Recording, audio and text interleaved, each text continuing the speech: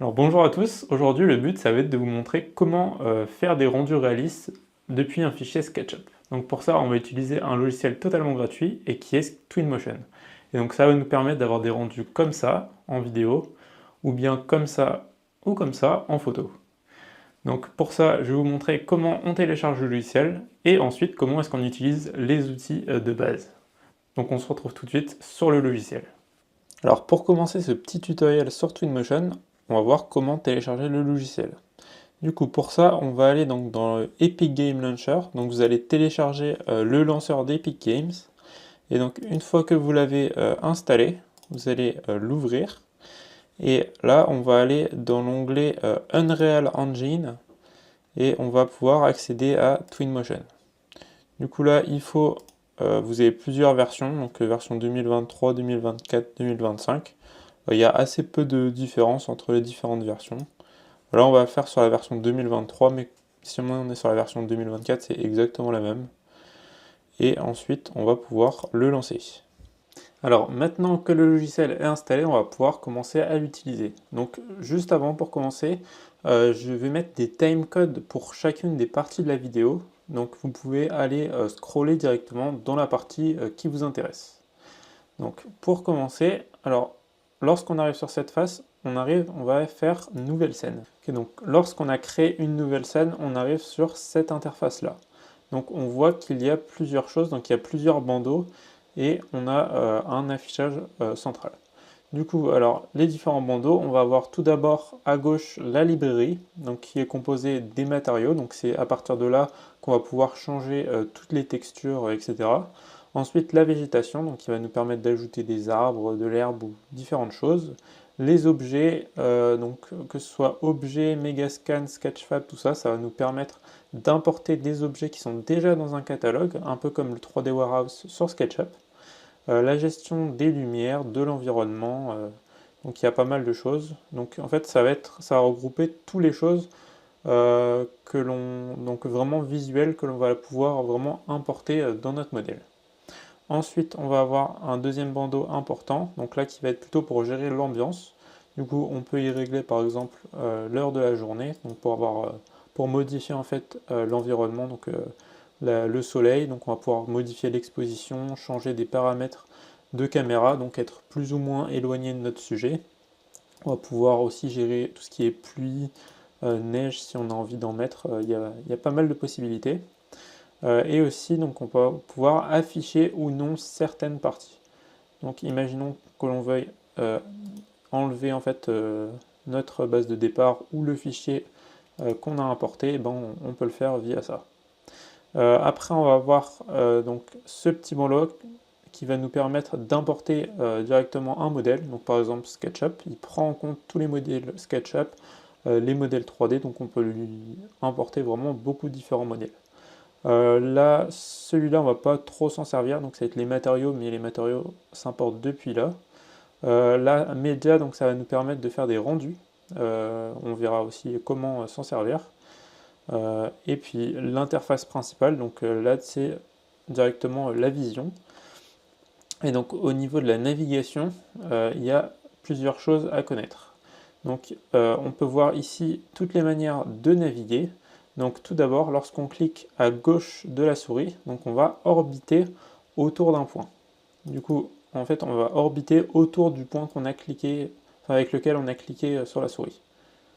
Donc voilà. Ensuite, on a aussi la molette de la souris, donc lorsqu'on fait un appui, un clic maintenu, donc on reste appuyé sur la molette de la souris, on va pouvoir se déplacer horizontalement ou verticalement, donc de haut en bas. Puis lorsque l'on appuie cette fois-ci à droite de la souris, là on va rester sur place et on va pouvoir voir aux alentours. Et aussi quelque chose d'assez important, c'est les vitesses. Donc imaginons qu'on clique sur 6 sur le clavier. Là, lorsqu'on scrolle, on voit on s'éloigne et on se rapproche très très vite. Alors que si on est sur 3, là je scrolle à la même vitesse et pourtant on se rapproche beaucoup plus lentement. Du coup ça c'est bien lorsqu'on a des gros projets, par exemple avec, on va le voir juste après avec des maisons ou même des quartiers. et ben on peut, pour faire des grosses modifications, vraiment se mettre loin assez rapidement, et pour faire des petites modifications assez précises, être sur la vitesse 1 ou 2 et bouger très lentement. Donc pour commencer, on va tout d'abord importer un modèle donc directement depuis SketchUp. Donc on va aller dans Import, faire plus, et donc là on va faire Fichier et Ouvrir. On va sélectionner un fichier SketchUp et on va faire Importer. Du coup là ça peut prendre un peu de temps parce qu'il va transformer tous les modèles, tous les composants SketchUp en des composants Twinmotion, ainsi que toutes les textures de SketchUp en texture Twinmotion. Alors ça y est, le modèle est bien importé. Et donc juste avant, donc ça c'est un modèle que j'ai créé dans le cadre d'une formation sur SketchUp et Twinmotion. Donc je vais vous mettre une petite vidéo d'introduction pour la formation si ça peut vous intéresser. Donc vous pouvez le passer dans le timecode si ça ne vous intéresse pas. Et d'ailleurs, donc la formation est accessible directement dans le premier lien, dans la description. Et vous avez aussi possibilité de télécharger ce modèle gratuitement dans la description. Et donc si ça ne vous intéresse pas, vous pouvez directement passer au chapitre suivant. Est-ce que vous aimeriez savoir réaliser ce genre de choses? Donc une vidéo comme celle-ci, des photos comme ça ou comme ça? Si c'est le cas, vous êtes au bon endroit. Donc dans cette formation, on va apprendre à utiliser le logiciel SketchUp, qui est un logiciel totalement gratuit. Et donc on va apprendre à utiliser le logiciel, puis dans un second temps à créer des plans en 2D, puis une maison en 3D, et après on va apprendre à utiliser le logiciel Twinmotion qui permet d'avoir des rendus réalistes comme ceci. Donc si vous êtes intéressé, je vous laisse découvrir la formation. Donc ça y est, on va pouvoir commencer réellement à modifier ce projet. Donc si on veut faire en entier le projet, donc c'est-à-dire modifier toutes les textures, ajouter la végétation, les objets partout dans la maison, ça prendrait énormément de temps. Donc d'ailleurs dans la formation on le fait et ça prend plusieurs heures. Donc là, étant donné que c'est un tuto assez rapide pour que vous ayez les bases, on ne va pas modifier en entier, on va juste voir comment fonctionne la partie matérielle, comment fonctionne la partie végétation, sans faire l'entièreté de la modélisation. Donc pour commencer, on va commencer par les matériaux. Donc les matériaux, donc on va faire un clic gauche, et là on a accès à tous les types de matériaux qu'il y a présents sur Twinmotion. Ça fait un peu comme la bibliothèque de couleurs sur SketchUp. Donc on a les différents matériels, donc les verres, métaux, etc. Et donc pour importer un modèle, pour importer une couleur, pardon, par exemple si on veut modifier les pierres ici, ben on va faire un clic gauche, on va sélectionner les pierres que l'on veut importer parmi celles qui sont déjà présentes. Et par exemple si on veut importer celle-ci, donc on va faire un clic gauche, il faut rester appuyé, et c'est un principe de glisser-déposer. Donc on prend la texture, on reste appuyé, et on le dépose sur le matériel en question. Et donc ensuite, lorsque l'on a déposé, on a plusieurs choses de possibles. Donc on va voir qu'il y a pas mal de paramètres qui sont disponibles. Donc tout d'abord la couleur. Donc la couleur, ça va nous permettre donc de changer la couleur de la texture en question. Donc là, avec des pierres, on va pas forcément trop modifier la couleur, sinon ça va être un peu bizarre, ou sinon mettre un peu de jaune. Voilà. Ensuite, on a la possibilité de mettre des salissures, donc, qui va salir en fait notre modèle. Donc, on peut se demander pourquoi salir. Et en fait, si on veut faire des rendus assez réalistes avec des bâtiments assez anciens, bah, ça peut être pas mal de pouvoir salir un peu la texture pour pouvoir donner ce rendu réaliste. On a aussi la possibilité de changer la luminosité en fonction de l'environnement. Je vous conseille de ne pas non plus aller trop bas ou trop haut, parce que si on va trop bas, bah, de toute façon c'est quasiment noir. Si on va trop haut, c'est très lumineux, et du coup ça enlève un peu de réalisme. D'ailleurs, une petite astuce, lorsqu'on modifie les textures, c'est bien de se mettre tôt le matin, parce que si on se met assez tard, et ben on va voir que le ciel est très bleu et les couleurs sont beaucoup moins réalistes. Du coup, généralement, nos rendus, on va les faire vers, on va dire 6h40, 7h. Donc c'est mieux de faire le choix des textures directement avec l'environnement dans lequel on va faire nos rendus. Du coup, on va retourner sur cette texture, donc ça me permet de vous montrer qu'il y a donc cet outil-là qui existe, donc c'est l'outil pipette, et qui permet de sélectionner la coloration et la texture sur laquelle on était en train de travailler. Et donc comme ça, on peut donc sélectionner une texture en question et continuer à la modifier. Donc les autres possibilités, on a la possibilité du coup de faire une modification de l'échelle, donc pour avoir des pierres plus ou moins grandes par exemple. Ensuite on peut aussi modifier la rotation, comme ceci. Bon, pour des pierres c'est pas forcément quelque chose que l'on cherche, mais dans certains cas ça peut être plutôt pas mal. Il y a aussi possibilité de modifier la rugosité, donc là ça va pas beaucoup se voir, on va plutôt passer à une autre texture juste derrière. Donc ouais, je vais passer à une autre texture maintenant du bois pour vous montrer la rugosité et la métallicité. Donc la texture qu'on va mettre, ça va être du bois, et on va mettre du bois à cet endroit-là. Donc on va choisir par exemple, je sais pas, ce bois-là, tac, et on va le mettre au sol. Donc là, on voit qu'il reflète beaucoup la lumière, et donc justement, en fait, c'est ça que l'on peut régler avec la rugosité. Donc si on met quelque chose de pas du tout rugueux, on va refléter énormément la lumière, alors que si on voit qu'on monte la rugosité, ça fait un peu comme un mur, par exemple, en parpaing, c'est assez rugueux et du coup ça reflète absolument rien. Du coup, par exemple, pour du bois à l'extérieur qui est un peu traité, un peu lasuré, bah, il faut avoir une rugosité qui est quand même assez faible pour qu'elle soit, pour que s'il retransmette la lumière. Après, ça dépend vraiment du style que vous voulez apporter. Et ensuite, la métallicité, donc ça va changer sur la couleur de votre objet. Donc il y a pas mal de différents types de choses. Donc on va avoir du verre, qui a la possibilité de faire des miroirs, il y a vraiment beaucoup de choses, du métal, voilà, du bois comme on a vu, du béton, on peut aussi modifier. Donc par exemple si on veut mettre du béton, c'est pas ici, on a la possibilité donc de mettre du béton, et derrière du coup de modifier la couleur si on veut qu'il soit plus ou moins foncé ou clair. Donc il y a vraiment pas mal de possibilités. On a aussi donc des sols, donc construit ou non construit, donc on peut par exemple modifier la couleur de l'asphalte directement, ou bien mettre donc la nature, modifier la couleur de la terre. D'ailleurs on verra qu'il y a quelque chose de beaucoup mieux en complément pour mettre l'herbe. En fait on a la possibilité de mettre de l'herbe directement en 3D, ce qui est beaucoup plus réaliste. Donc imaginons qu'on va modifier cette couleur là, même mettre ce genre de couleur. Alors on a la possibilité vraiment de faire pas mal de choses. Maintenant, alors sinon pour la majorité des textures, de toute façon c'est la même technique qui est utilisée. Donc on va sélectionner la texture qu'on va appliquer, on fait un cliquer déposer. Donc je vous laisserai faire le tour.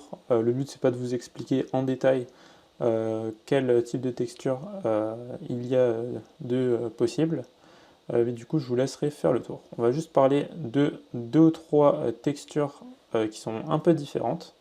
Et donc par exemple c'est la première, donc c'est les néons.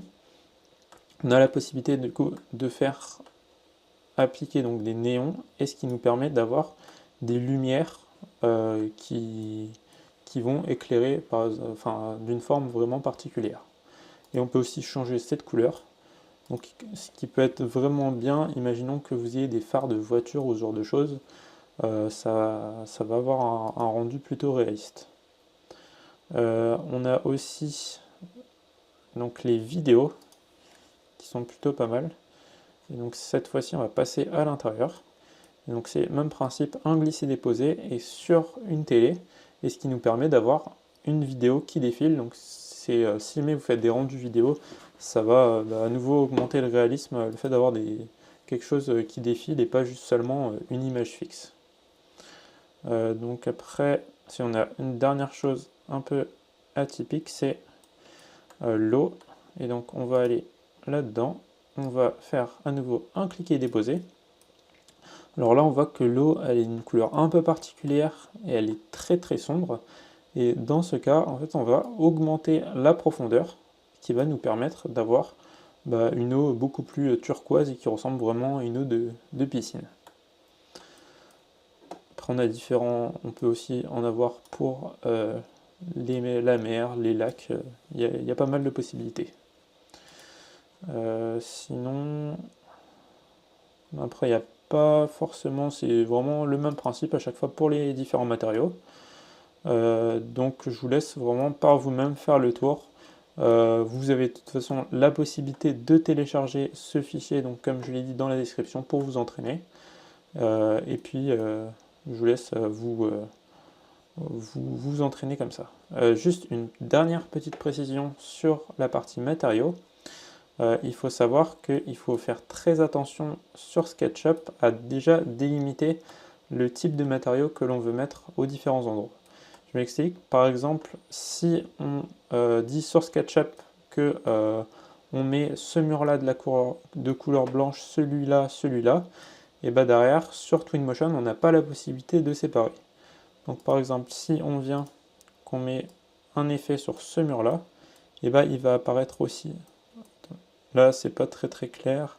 Alors plutôt comme ça, ouais, il va apparaître sur toutes les zones qui sont blanches. Parce que du coup, lorsque l'on importe un fichier SketchUp, tous les objets qui ont la même couleur sur SketchUp, enfin toutes les façades qui ont la même couleur sur SketchUp, auront la même couleur sur Twinmotion. Et du coup, il faut vraiment être très vigilant à différencier les couleurs sur SketchUp auparavant. Donc maintenant, on va parler des objets. Donc les objets, ils vont être ici, et ils vont nous permettre de meubler la maison. Donc, on a la possibilité directement avant sur SketchUp de meubler une maison. Mais par exemple, si vous utilisez SketchUp Free, qui est un logiciel gratuit et sur Internet, donc qui a des capacités un peu plus limitées, et ben, ça va être pratique de pouvoir importer directement des objets pour avoir un fichier SketchUp plus faible en termes de capacité et qui va nous permettre de modéliser sans avoir trop de lag. Et donc, on a la possibilité aussi du coup d'importer nos propres modèles sur SketchUp. Donc imaginons que l'on veuille importer une télé, et ben on a la possibilité de la mettre au mur. Et puis il y a vraiment beaucoup de différentes choses. Donc on a des plantes, on a par exemple, on peut mettre une plante ici, on a de la décoration. Si on veut mettre des photos, il y a vraiment pas mal de choses. Donc ça encore une fois, on va pas avoir le temps de tout faire en détail. Je vous laisserai par vous-même faire le tour, de savoir ce qui peut vous intéresser, mais voilà, ça peut vraiment être pas mal de pouvoir comme ça importer des objets, donc ce qui permet de vraiment passer d'une maison toute vide à une maison pleine. Et si vous faites la différence de un rendu avec une maison vide et un rendu avec même quelques objets, ça change vraiment tout au niveau du réalisme. Et donc on a aussi possibilité de faire ça avec de la cuisine, donc il y a une nourriture, il y a vraiment beaucoup de choses que l'on peut importer. Dans la salle de bain, il y a vraiment, c'est très très vaste. Et du coup c'est le même principe. Donc si on veut importer quelque chose, on va venir donc cliquer sur la chose que l'on veut importer, et on va faire un clic gauche et cliquer déposer.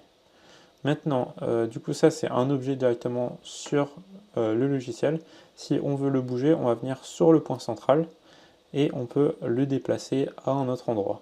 Si maintenant on veut le bouger uniquement par rapport à un axe, et ben on va le faire translater, donc faire un petit mouvement par rapport à cet axe, et sinon faire une rotation avec l'angle qui apparaît juste en bas, qui passe de 5 degrés en 5 degrés.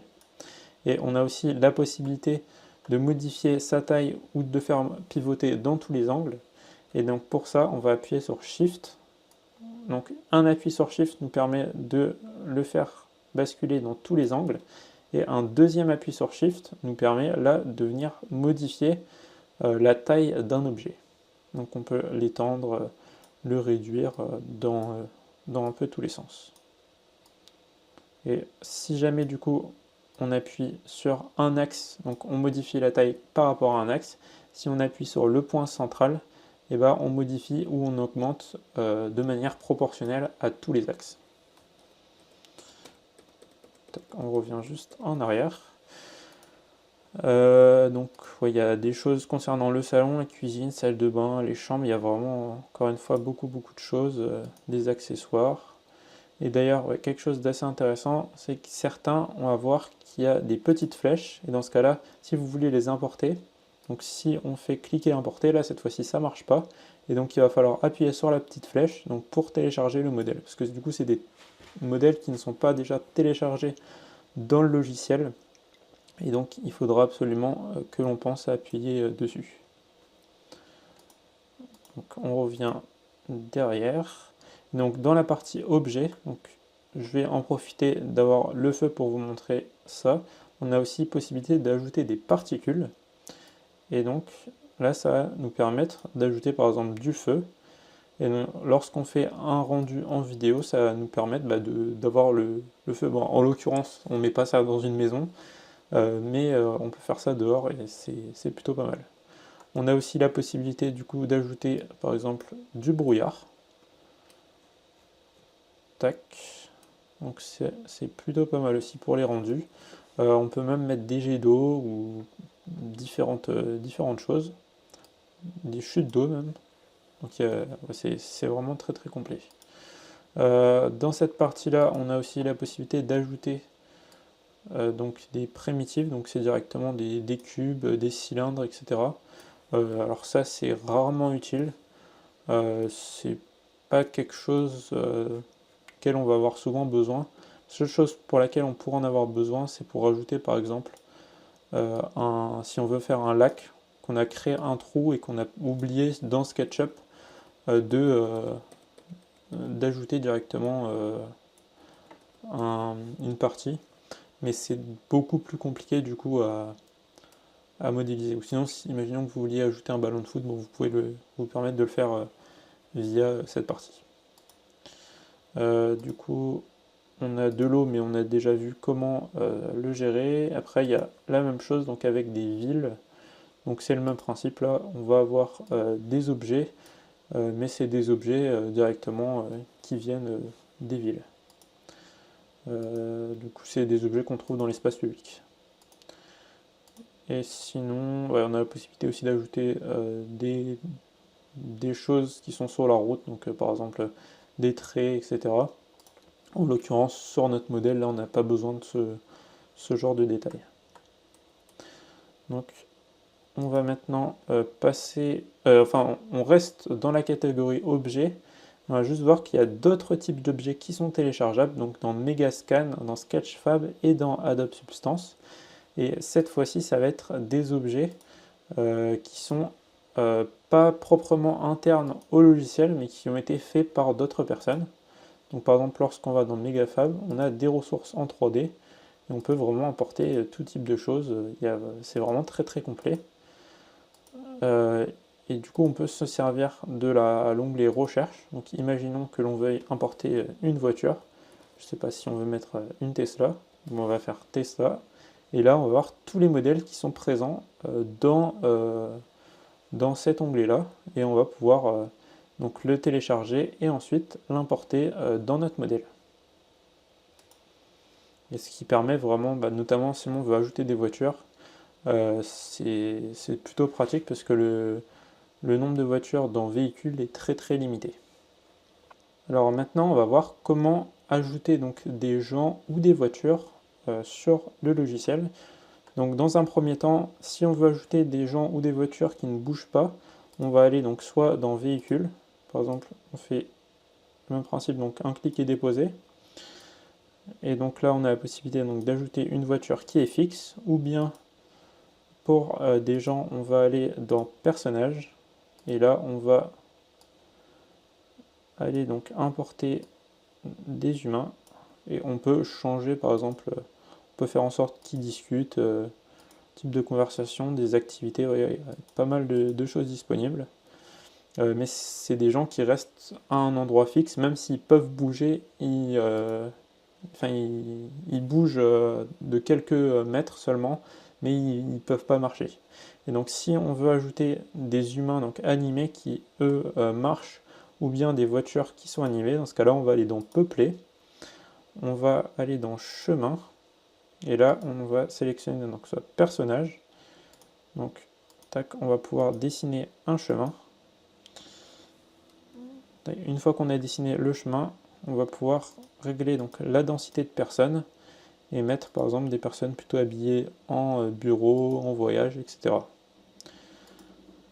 Et donc là, eux, ils peuvent directement bouger et se déplacer. On a la possibilité de faire pareil avec les voitures. Donc on reste dans Peupler, on va dans Véhicules. Ensuite, on dessine à nouveau notre chemin. Tac. Et après, on va régler donc la vitesse des voitures, leur densité et différents paramètres. Donc là, en l'occurrence, dans une maison comme ça, on ne va pas s'en servir. Mais si vous voulez, par exemple, créer une ville, donc voilà, faire comme si vous étiez dans une ville, et ben c'est le fait de mettre des voitures, des piétons qui marchent dans la rue, ben c'est quand même assez crucial. Non, avant de passer aux deux dernières parties, donc les lumières et les végétations, on va aller voir quelque chose d'important, donc c'est dans Outils et dans Volume de réflexion. Donc lorsqu'on ajoute un volume de réflexion, donc c'est à nouveau pareil, un clic et déposer, on peut sélectionner donc sa taille, et le fait d'activer un volume de réflexion, ça va nous permettre de changer la réflexion justement, et d'avoir par exemple au niveau des vitres un reflet que l'on n'aurait pas s'il n'y avait pas de volume de réflexion. Donc maintenant on va voir la gestion des lumières. On fera pour finir la végétation, parce que du coup la végétation prend énormément de ressources sur le logiciel, et je vous conseille toujours de finir un modèle par la végétation. Du coup, pour changer les lumières, on va se mettre avec une ambiance plutôt de nuit. Donc on va aller dans ambiance, luminosité globale, et là on va se mettre plutôt à 4 heures du matin par exemple. Et donc là on voit qu'on a déjà des lumières, mais qui sont pas très lumineuses. En fait c'est les mêmes lumières, donc c'est les néons que j'avais mis à l'entrée. Du coup vu que c'était la même texture, et ben, ils sont aussi lumineux. Donc pour importer une lumière, on va aller, donc c'est le même principe, on fait un clic et déposer, et ensuite on va pouvoir gérer différents paramètres.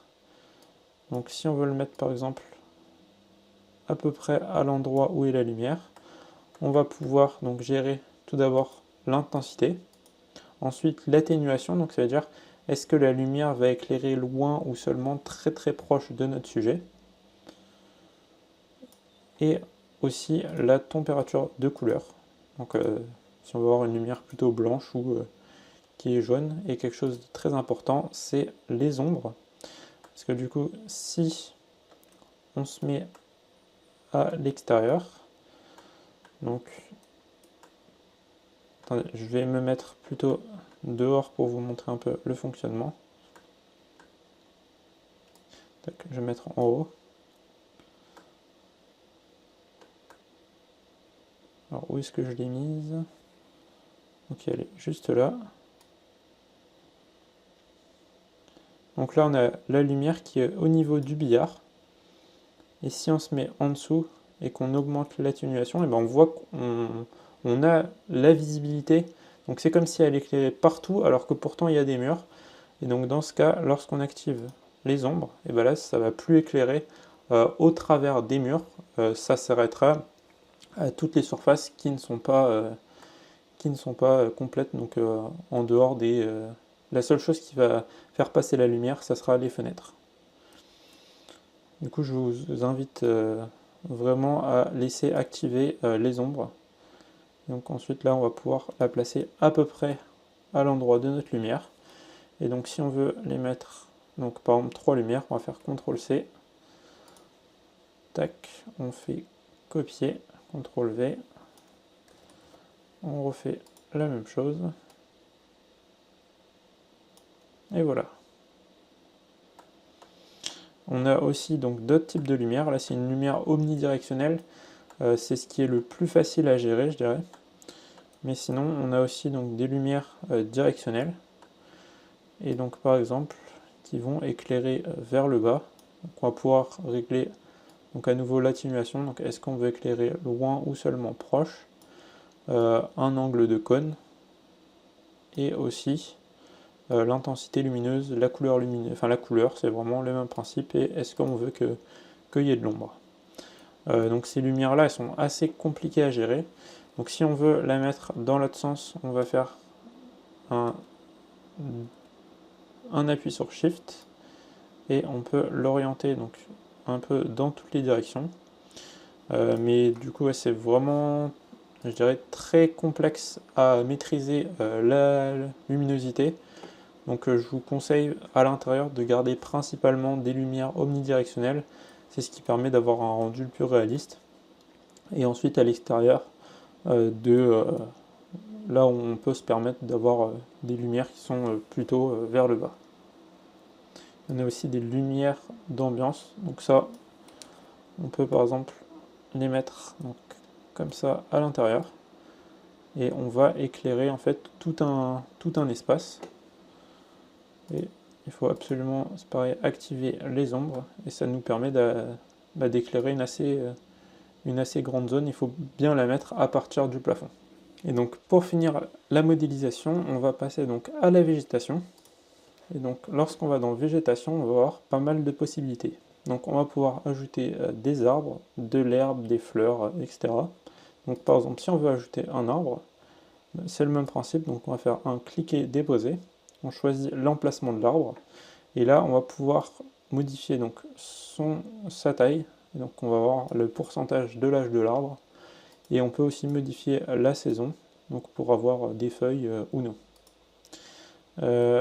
Maintenant, pour ce qui est des buissons, c'est le même principe. Donc si par exemple on veut donc créer un parterre, donc là avec différents types de fleurs et de feuilles, bah, on fait un import, tac, et on peut mettre vraiment ce que l'on veut. On a aussi la possibilité par exemple d'ajouter des rochers. Donc là en l'occurrence celui-ci est vraiment très très grand, mais on a la possibilité d'en mettre des petits en décoration. Tac. On a aussi des fleurs qui vont être généralement avec, donc il y a herbe et fleurs, ou sinon qui vont être dans buisson. Donc on peut en avoir un tout petit peu vers le bas.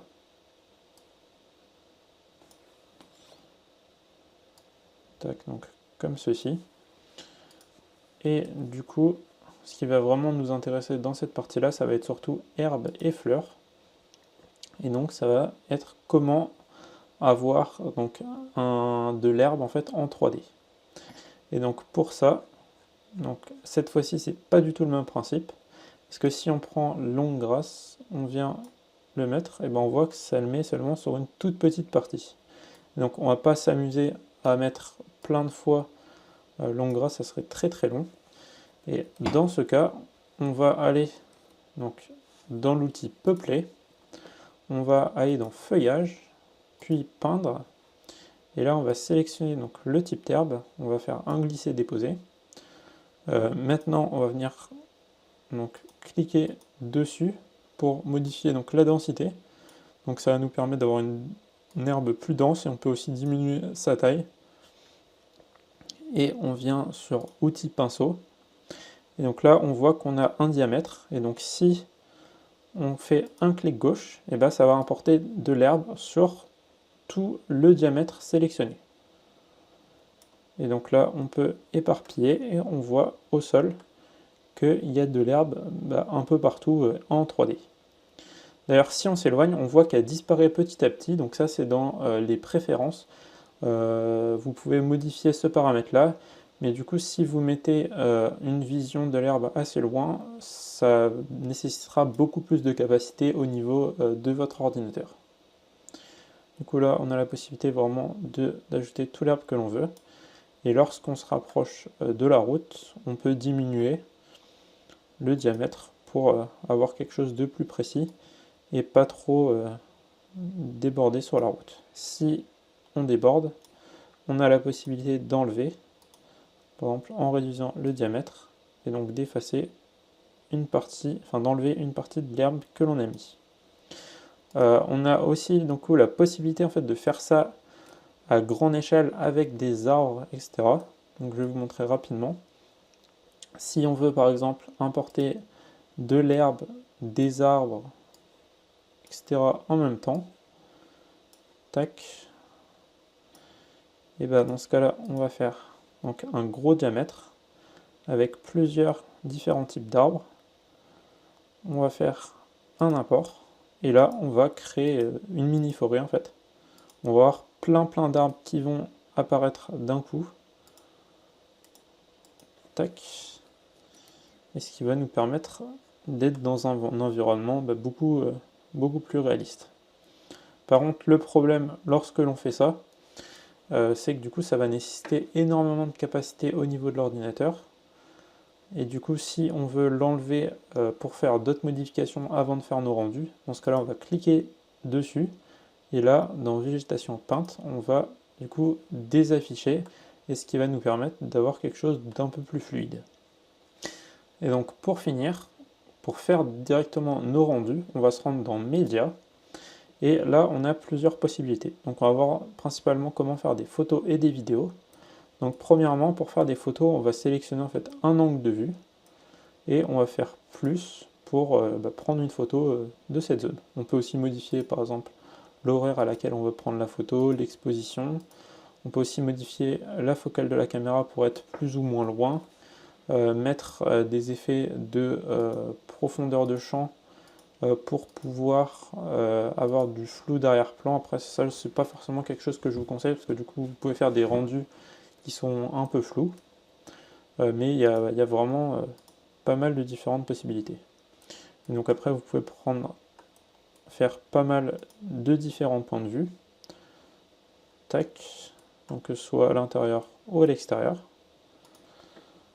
Ensuite, on peut aussi faire par exemple des vidéos. Donc une vidéo, on va sélectionner un point A, puis un point B. Puis si on veut, on peut aussi mettre un autre point.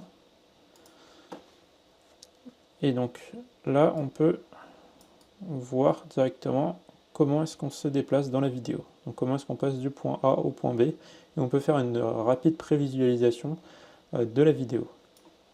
Et donc on a aussi une possibilité en vidéo de faire, donc cliquer sur plus, et ça va nous créer en fait une deuxième partie. Donc alors lorsqu'on ne fait pas plus de cette manière, mais qu'on le fait ici, ça va ajouter un point de vue par rapport à la vidéo déjà existante. Du coup il va partir du point existant et aller au nouveau point existant, alors que là il va en fait dans la même vidéo repartir dans notre point pour aller à un autre endroit sans faire le déplacement entre les deux. Et donc si on veut créer une autre vidéo, on sort du mode vidéo, donc on fait quitter le média, et là on peut faire plus et créer un autre type de vidéo. Tac. Et du coup pour finir, pour faire les rendus, du coup d'ailleurs on a la possibilité donc de gérer la résolution. Donc imaginons qu'on veuille faire une vidéo pour un contenu sur Instagram, on peut faire carré ou même en format téléphone, ou sinon faire en 1080 par 1920, il y a pas mal de possibilités. Tac, on va laisser du coup en 1920. Et pour faire notre rendu, ensuite on va dans exporter, et là on va pouvoir cliquer donc sur les images que l'on souhaite exporter. Donc on va sélectionner par exemple celle-ci, plus les vidéos que l'on souhaite exporter. Donc on n'est pas obligé de tout exporter en même temps. Et lorsqu'on a fini, on va aller tout en dessous et cliquer dans export. Et donc ça va vous permettre de choisir un dossier et ensuite lancer l'export final. Il va vous calculer le temps restant. Ça peut prendre pas mal de temps, mais ça vous permet vraiment d'avoir ensuite une vidéo avec, donc en fait il va améliorer la qualité entre la prévisualisation que vous avez et la vidéo finale. Du coup je vais vous montrer quelques petites vidéos finales que j'ai fait avec, donc pas ce projet là, mais directement le projet de la formation pour vous donner un ordre d'idée des résultats qu'on peut obtenir.